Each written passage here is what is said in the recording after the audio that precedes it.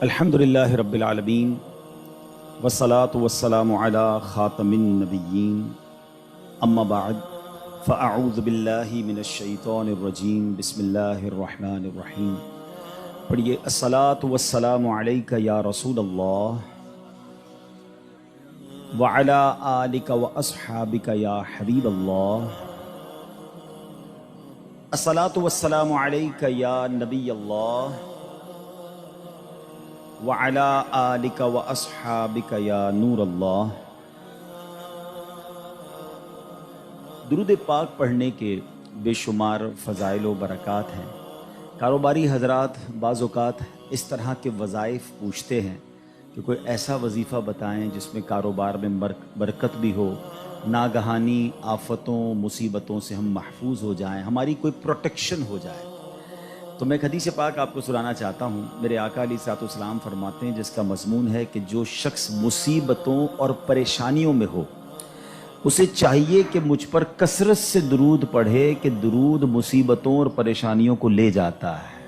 یعنی اگر کسی بھی تکلیف میں ہیں، اگر آپ چاہتے ہیں کہ وہ تکلیف، چاہے وہ بیماری ہے، چاہے وہ بزنس کی پرابلم ہے، واٹ ایور کلیمٹی اور پرابلم یو ہیو، درود پاک وہ وظیفہ ہے جو مشکلوں کو آسان کرنے والا وظیفہ ہے۔ اچھا، پھر اگر بینیفیشل کی بات کریں، ہم کاروباری لوگ ہیں، ہم ملٹیپلیکیشن آف بزنس کو غور کر رہے ہوتے ہیں کہ یار کدھر سرمایہ لگائیں یا کدھر سے آسانی کے ساتھ جو ہے وہ منافع کمایا جا سکے، تو نبی پاک علیہ الصلوۃ والسلام کی حدیث کا خلاصہ ہے کہ میرے آقا فرماتے ہیں جو ایک بار درود پاک پڑھتا ہے اللہ اس پر اپنی 10 رحمتیں نازل فرماتا ہے، جو 10 بار درود پاک پڑھے اس پر 100 رحمتیں نازل فرماتا ہے، اور فرمایا جو 100 بار درود پاک پڑھے اللہ کریم اس کی دونوں آنکھوں کے درمیان یہ لکھ دیتا ہے، یعنی لکھ دیا جاتا ہے کہ یہ بندہ نفاق اور جہنم کی آگ سے آزاد ہے، اور اسے قیامت کے دن شہیدوں کے ساتھ رکھا جائے گا۔ اب مجھے بتائیں، ہر درود پر ملٹیپلائی بائی 10 رحمتیں۔ اب میں اگر گھر سے نکلتا ہوں، فیکٹری پہ جا رہا ہوں، آفس پہ جا رہا ہوں، اور درود پاک پڑھ کے جا رہا ہوں اور پڑھتا ہوا جا رہا ہوں، تو پروٹیکشن کتنی خوبصورت ہے کہ مجھ پر ہر وقت رحمتیں برس رہی ہیں۔ اور اگر کم از کم 100 بار دن میں درود پاک پڑھ لے تو یہ انعام کیا کم ہے کہ جہنم کی آگ سے بچ جائیں اور قیامت کے دن شہیدوں کے ساتھ حشر ہو جائے۔ تو اللہ مجھے بھی آپ کو بھی فضول کاموں سے بچ کر کثرت سے درود پاک پڑھنے کی توفیق عطا فرمائے۔ آئیے محبت سے درود پاک پڑھ لیں۔ صلو علی الحبیب صلی اللہ تعالی علی محمد صلی اللہ علیہ وسلم۔ بخاری شریف کی حدیث سے میں آج اپنے اس ٹاپک کا آغاز کروں گا۔ جو ٹاپک میں نے چوز کیا ہے، جیسے آپ یہ واقعہ سن لیں گے تو پھر انشاءاللہ مزید ایلوبریٹ کرنا آسان ہو جائے گا۔ اور یہ واقعہ ہے حضرت معرور بن سوید رحمۃ اللہ تعالی علیہ۔ کہتے ہیں ایک مرتبہ مجھے صحابی رسول حضرت ابو ذر غفاری رحمۃ اللہ تعالی علیہ رضی اللہ تعالیٰ عنہ کی زیارت ہوئی، اور میں نے دیکھا کہ آپ کے ساتھ آپ کا ایک غلام ہے، مگر دونوں نے بڑا یونیک لباس پہنا ہے۔ یعنی لباس یہ تھا کہ 2 چادریں پہنتے تھے اس زمانے میں لوگ، جیسے ہم احرام پہنتے، نارملی یہ نارمل لباس بھی ہوتا تھا لوگوں کا۔ تو دیکھا کہ ایک نیچے کی چادر حضرت ابو ذر غفاری نے بڑی قیمتی پہنی ہے، اور جو اوپر چادر پہنی ہے وہ بڑے نارمل سے کپڑے کی پہنی ہے۔ مگر آپ کے ساتھ جو آپ کا غلام تھا ایگزیکٹلی اس نے بھی ایسا ہی لباس پہنا کہ ایک چادر بڑی قیمتی، ایک چادر بڑی نارمل۔ تو وہ کہتے ہیں، میں نے کہا حضرت یہ آپ کیسا دونوں لباس پہن کے گھوم رہے ہیں؟ آپ آقا ہیں، آپ دونوں چادریں قیمتی پہن لیتے، غلام دونوں نارمل سی چادریں پہن لیتا۔ غلام اور آقا میں فرق بھی ہو جاتا اور پراپرلی ڈریسڈ اپ بھی ہو جاتے آپ۔ پیسے تو آپ نہیں لگائے نا، مطلب خریدا تو آپ نے۔ تو یہ کیسا طریقہ ہے کہ ایک چادر نارمل اور ایک چادر قیمتی؟ تو حضرت ابو ذر غفاری رضی اللہ تعالیٰ نے جو جواب دیا، that is actually my topic of today's speech۔ وہ کہتے ہیں کہ بات یہ ہے کہ جب میں نیا اسلام لایا تھا، اب یہ جو واقعہ میں سنانے جا رہا ہوں نا، اگر اس کو پراپرلی سنے تو رونگٹے کھڑے کر دیتا ہے۔ وہ کہتے ہیں کہ میرے ساتھ معاملہ جو تھا وہ ایک غلام سے میری بحث ہو گئی، جو غلامی سے تو آزاد ہو گئے تھے، مگر وہ ایکچولی ہی belongs to the Ghulam family, کیونکہ وہ آزاد ہوئے تھے، حبشی تھے، افریقن تھے، اور وہ کوئی اور نہیں، وہ حضرت بلال حبشی تھے۔ وہ کہتے کہ میری کسی بات پہ بحث ہو گئی، میں بھی نیا مسلمان ہوا تھا، ظاہر ہے صحابہ کرام بھی ایک پوری تربیت کے دور سے گزرے ہیں نا۔ تو کہتے بحث ہوئی تو میری زبان سے نکل گیا کہ اے کالی ماں کے بیٹے، میں نے حضرت بلال کو یہ کہہ دیا۔ حضرت بلال حبشی بہت دل برداشتہ ہوئے، نبی پاک علیہ الصلوۃ والسلام کی بارگاہ میں چلے گئے، کہتے یا رسول اللہ ابو ذر غفاری نے مجھے ایسا کہا ہے۔ اب نبی پاک علیہ الصلوۃ والسلام اس میں بہت زیادہ، جس کو کہتے ہیں نا کہ پیارے آقا کے چہرے کا رنگ متغیر ہوا، آپ نے فیل کیا اور آپ نے فرمایا یا ابا ذر انک امرؤ فیک جاہلیہ، اے ابو ذر تمہارے اندر اب بھی جاہلیت والا اثر باقی ہے۔ اب آگے نبی پاک نے جو فرمایا ذرا غور سے سنیے گا، یہ ہم سب کے لیے بڑے سنہرے الفاظ ہیں۔ فرمایا جو تمہارے خادم یا غلام ہیں یہ تمہارے بھائی ہیں، اللہ پاک نے انہیں تمہارے ماتحت کر دیا ہے، پس جو کوئی کسی بھائی کا ماتحت ہو اسے چاہیے جو خود کھاتا ہے وہ اپنے ماتحت کو کھلائے، جو خود پہنتا ہے وہی ماتحت کو پہنائے۔ اب وہ اس کے بعد ہوا کیا؟ حضرت ابو ذر دیکھیں، اس مسٹیک ہونا اور ہے اور اس مسٹیک کی بھرپائی کرنا، اس کو ریئلائز کرنا، اس تربیت کو اپنے اندر امپلیمنٹ کرنا کیا تھا۔ حضرت ابو ذر غفاری نے یہ سنا تو حضرت بلال کے پاس جاتے ہیں، کہتے اے بلال مجھے معاف کر دو، اے بلال مجھ سے غلطی ہو گئی۔ نہیں جناب، اس پر صبر نہیں آیا آپ کو، آپ نے اپنے رخسار جو ہے اپنا گال زمین پہ رکھا، کہا بلال اس وقت تک مجھے چین نہیں آئے گا جب تم اپنا پیر میرے دوسرے گال پہ نہ رکھو۔ اللہ اکبر۔ حضرت بلال کہتے ہیں حضور میں نے معاف کر دیا، میں یہ کیسے کر سکتا ہوں، آپ اتنی بڑی ہستی ہیں کہ میں اپنا پیر آپ کے گال پر کیسے رکھوں۔ حضرت ابو ذر کو چین نہ آیا اور آپ نے حضرت بلال کے پیر کو اٹھا کر اپنے گال پر رکھا، یعنی معافی بھی مانگی تو تاریخ کی کیسی معافی مانگی۔ اور اس کے بعد کہتے ہیں بس اس کے بعد میں نے سوچ لیا کہ اپنے ہر غلام کے ساتھ، اپنے ہر ماتحت کے ساتھ میں نے یکساں سلوک کرنا ہے، جیسا میں نے لباس پہنا ہے ویسا میں نے اسے لباس پہنایا ہے۔ اب try to understand the difference between those times, اس وقت اور آج کے وقت میں فرق ذرا سمجھیے گا۔ اس زمانے میں غلام ہوتے تھے، غلام باقاعدہ خریدے جاتے تھے، جیسے آپ کی گاڑی ہے، جیسے آپ کی موٹر سائیکل، جیسے آپ کی اور چیزیں جس کے اونر آپ ہیں۔ اس زمانے میں غلام ایکچولی اونرشپ پر ملتے تھے، اب آپ اس کے آقا ہوتے تھے، مگر جو کسی کا آقا ہو اس کی تربیت ایسی کی جا رہی ہے تو مجھے بتائیے آج کا ملازم ہمارا غلام تو نہیں ہے نا؟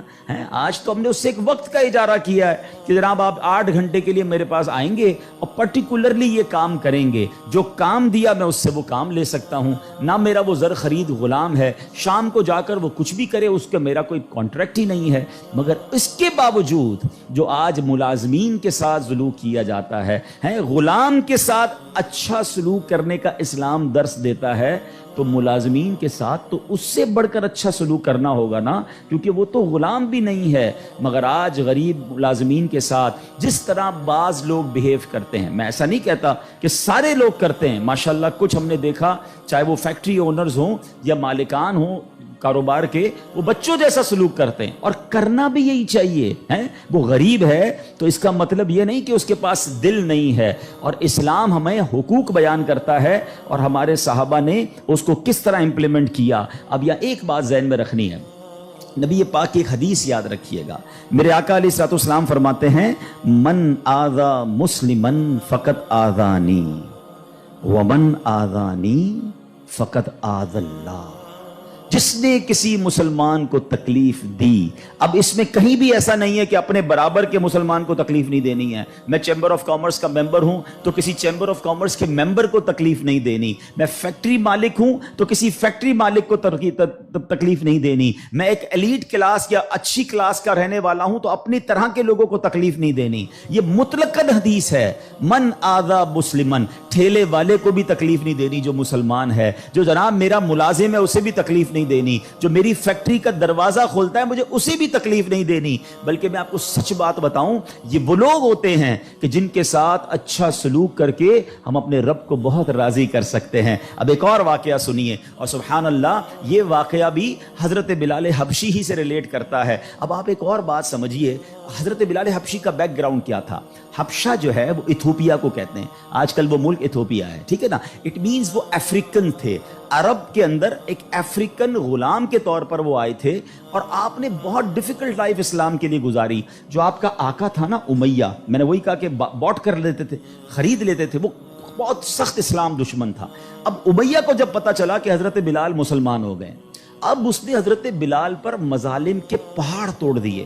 ابھی حیدرآباد میں ہم لوگ موجود ہیں, گرمی کا سیزن ہے, ہم شاید 10 منٹ بھی باہر گرمی میں کھڑے نہ رہ سکیں اس وقت, لیکن مکے کی گرمی, جن کو جو گئے ہیں مکے مدینے میں, حضرت بلال کو تپتی ریت پر وہ لٹاتا تھا. اجر عطا فرمائے حضرت ابو بکر صدیق رضی اللہ تعالیٰ عنہ کو. دیکھیں حضرت ابو بکر صدیق بھی بزنس مین تھے. یہ میرا ٹاپک نہیں ہے, ورنہ ایک بہت خوبصورت یہ بھی ٹاپک ہے کہ ہمارے صحابہ جو بزنس مین تھے انہوں نے کہاں کہاں پیسے خرچ کیے. میں اور آپ بھی کرتے ہیں, but what a right investment they did on that time. حضرت عثمان غنی کی انویسٹمنٹ دیکھیں, آج بھی حضرت عثمان غنی کا وقف مدینے میں جاری ہے, آپ کے علم میں ہوگا. بہرحال حضرت ابو بکر صدیق گئے اور امیہ سے کہا کہ بلال مجھے بیچ دو. اب امیہ جو تھا نا وہ بڑا شیطان تو تھا ہی, اسلام دشمن تھا. حضرت بلال سے اس کا بغض کی وجہ بھی یہی تھی. تو اس نے مثال کے طور پہ, اس وقت مارکیٹ ریٹ تھا 500 درہم, میں مثال کے طور پر اس نے کہا میں 1000 درہم لوں گا. آپ نے کہا ٹھیک ہے. حضرت ابو بکر کہتے ہیں کہ نہیں اب 2000 لوں گا. سودا ڈن ہونے کے بعد کہتا ہے اب 2000 لوں گا. آپ نے کہا اوکے. کہا 3000 لوں گا. آپ نے کہا اوکے. وہ قیمت بڑھاتا گیا, حضرت ابو بکر صدیق اوکے کرتے گئے. اب ایک پرٹیکولر بڑی بگ اماؤنٹ پر حضرت بلال کی ڈیل ہو گئی. امیہ کہتا ہے اے ابو بکر, میں نے تو تمہارے بزنس کے بڑے چرچے سنے تھے, مجھے تو یہ پتا تھا کہ تم جو ہے بڑے جانچ کر بڑی طریقے سے سودا خریدتے ہو, اتنا مہنگا یہ حبشی غلام خرید لیا. حضرت ابو بکر کے تاریخی الفاظ سنے, وہ کہتے ہیں امیہ تمہیں کیا معلوم بلال کی قیمت کیا ہے, تم اس سے زیادہ مانگتے میں اس سے زیادہ تمہیں دیتا. اللہ اکبر. رقم دی, حضرت بلال کو لے کر نبی پاک کے پاس. اب ذرا سنیے گا, جب نبی پاک نے حضرت بلال کو دیکھا نا, کہا حضرت ابو بکر کہتے ہیں یا رسول اللہ بلال حاضر ہے, بلال کو آزاد کروا کے لایا ہوں. نبی پاک فرماتے ہیں اے ابو بکر, بلال کو خریدنے میں جتنے پیسے خرچ کیے تھوڑے پیسے میرے بھی اس میں شامل کر لو. اتنا پیار. اور حضرت بلال کے اس بیوٹیفل ڈیل میں حضرت ابو بکر نے کہا حضور میرا سب کچھ آپ ہی کا تو ہے, اگر میں نے کچھ خرچ کیا تو حضور یہ سب آپ کا ہے. اب حضرت بلال کا یہ بیک گراؤنڈ تھا, یاد رکھیے گا. اب مکے میں بڑے بڑے سردار بھی مسلمان ہوئے. آپ سب کو یاد ہونا چاہیے اسلامی تاریخ کا ایک ٹرننگ پوائنٹ تھا, اور وہ ٹرننگ پوائنٹ تھا فتح مکہ. ٹھیک ہے نا, فتح مکہ سے پہلے 10,000 لوگ مسلمان ہوئے. میں تھوڑا سا 1-2 منٹ میں تھوڑا سمرائز کر دوں تاکہ آپ میرے ساتھ اور انوالو بھی ہو جائیں, اور یہ تاریخ پتہ ہونی چاہیے. فتح مکہ ہوتی ہے 10 ہجری میں. 10 ہجری کا مطلب 8 ہجری میں, معاف کیجیے گا, فتح مکہ ہوتی ہے 8 ہجری میں. 8 ہجری کا مطلب ہے کہ نبی پاک علیہ الصلوۃ والسلام نے جو 40 سال کی عمر میں اسٹرگل آف اسلام شروع کی, اس کے 13 سال مکے میں گزارے, 8 سال مدینے میں گزارے. 13 اور 8 کتنے ہو گئے؟ 21 سال. 21 ایئرز میں 10,000 مسلمان ہوئے تھے. سمجھ رہے بات کو؟ اور اب کانکر ہوتا ہے مکہ. جب مکہ فتح ہوا اور تمام مظالم کرنے والے لوگ موجود تھے, سرداران مکہ موجود تھے, اور ان کو پتا تھا آج ہمارے تکہ بوٹی کر دیے جائیں گے, آج ہمارے سر قلم کر دیے جائیں گے, کیونکہ ہم نے تو اتنا ستایا ان کو, مکہ چھوڑ کے مدینے جانا پڑا. مگر اینڈ آف دا ڈے جو نبی پاک کا شاندار فیصلہ تھا کہ آپ نے سب کو معافی کا اعلان فرما دیا.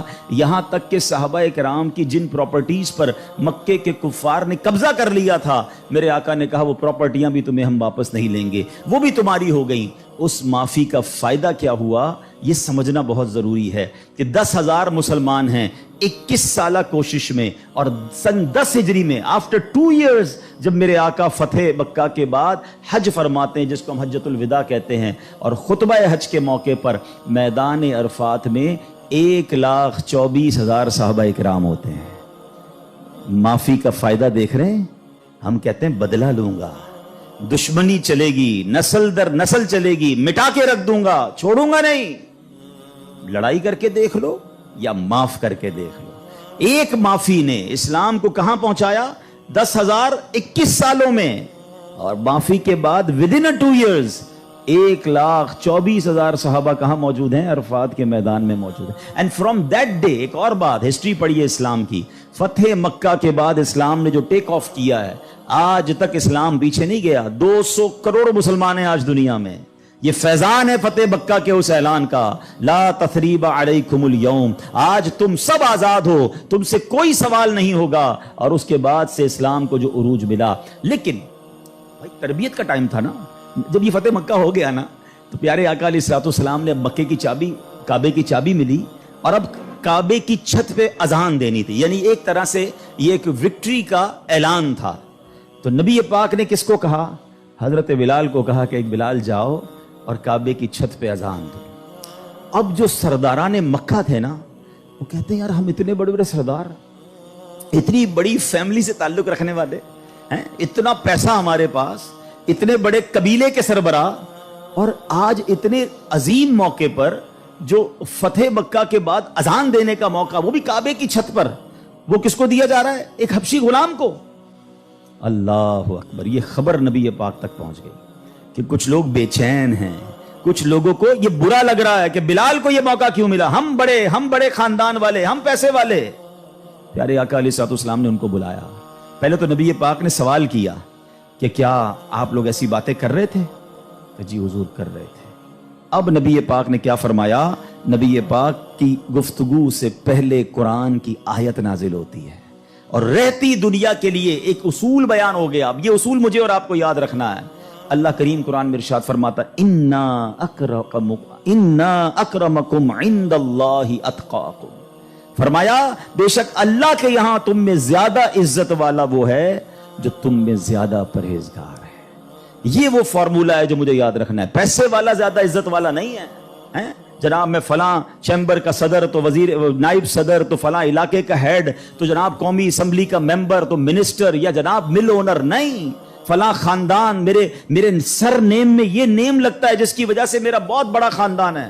قرآن نے فیصلہ کر دیا ہے ان اکرمکم عند اللہ اتقاکم. اللہ کے نزدیک عزت والا وہ ہے جو زیادہ پرہیزگار ہے. وہ میرا ملازم بھی ہو سکتا ہے, وہ میرا خان سما بھی ہو سکتا ہے, وہ میرا غریب رشتہ دار بھی ہو سکتا ہے, وہ باہر ٹھیلا لگانے والا بھی ہو سکتا ہے. اگر وہ اللہ کی بارگاہ میں پرہیزگار ہے وہ سب سے زیادہ, ہم سب سے زیادہ عزت والا ہے. اور یہی اسلام کا حسن ہے. اچھا مزے کی بات یہ ہے, ایک طرف تو یہ حسن ہم پریکٹیکلی بھی پریکٹس کرتے ہیں. مثال کے طور پہ بعض اوقات آفس میں نماز کا ٹائم ہو گیا اور ہمارے کسی ملازم میں کوئی باشرہ ہے یا حافظ صاحب ہے یا اچھا تلاوت کرنے والا ہے, ہم اس کو کہتے ہیں حضرت آپ نماز پڑھا دیں. بالکل اچھی بات. یہ تو اعلان ہے نا کہ بھائی آپ سیٹ ہیں, آپ پیچھے ہیں, اور امامت کون کر رہا ہے؟ ایک نارمل سا انسان ہے, لیکن وہ عبادت گزار ہے, اس کو قرآن آتا ہے. مگر صرف نماز کی حد تک. امام صاحب نے نماز پڑھا دی, پھر جا کر اس سے وہی انداز اختیار کرنا ہے جو عام ملازمین سے کرنا ہے. نہیں, یہ فارمولہ ہمیں اسلام سکھا رہا ہے. تو یہاں میرا جو آج ٹاپک ہے کہ سیٹ اور ملازم میں فرق, یہ ہمیں نہیں کرنا ہے. ٹھیک ہے, کاروبار ہے, آپ اس سے کام لیں, آپ اس سے اجرت پر کام لے رہے ہیں, مگر آپ نے اسے خریدا نہیں ہے, اور اگر خرید بھی لیا ہے تو اس کے اوپر زیادتی کی اجازت نہیں ہے. مگر آج چونکہ غریب لوگ ہیں, بیچاروں کو جاب ملتی نہیں, تو جو منہ میں آیا کہہ دیتے ہیں, جس طرح ڈانٹنا ہے ڈانٹ دیتے ہیں, اور بعض اوقات تو گالیاں نکالتے ہیں. مجھے یاد ہے ایک صاحب مجھے ملے اور مجھے جو ہے وہ میں نے پوچھا, ایسے تھوڑا سا کلوز تھے, کہ یار آپ کی سیلری کتنی ہے؟ اب یہ تھوڑی چند سالوں پرانی بات ہے. He's not that much professional, normal سا انسان تھا, منشی ٹائپ کے جیسے ہوتے ہیں نا. تو کہتے 80,000 تنخواہ ہے. میں نے کہا ماشاءاللہ تنخواہ تو اچھی ہے. تو کہتے ہیں 40,000 کام کے ہیں, 40,000 گالیوں کے ہیں. تو میں حیران ہو گیا. کہتا صبح سے شام گالیاں سنتا ہوں بھی بھائی, کیا کروں, غریب آدمی ہوں, پیسے اچھے ملتے ہیں اس لیے چھوڑ نہیں سکتا. اب میں نے سوچا کہ وہ جو مالک ہے, وہ جو سیٹ ہے, وہ قیامت کے دن کیا جواب دے گا؟ کیا پیسے دے کر گالی دینے کی تمہیں اجازت مل گئی ہے؟ کیا ذلیل کرنے کی اجازت مل گئی؟ ایسا نہ کریں پلیز.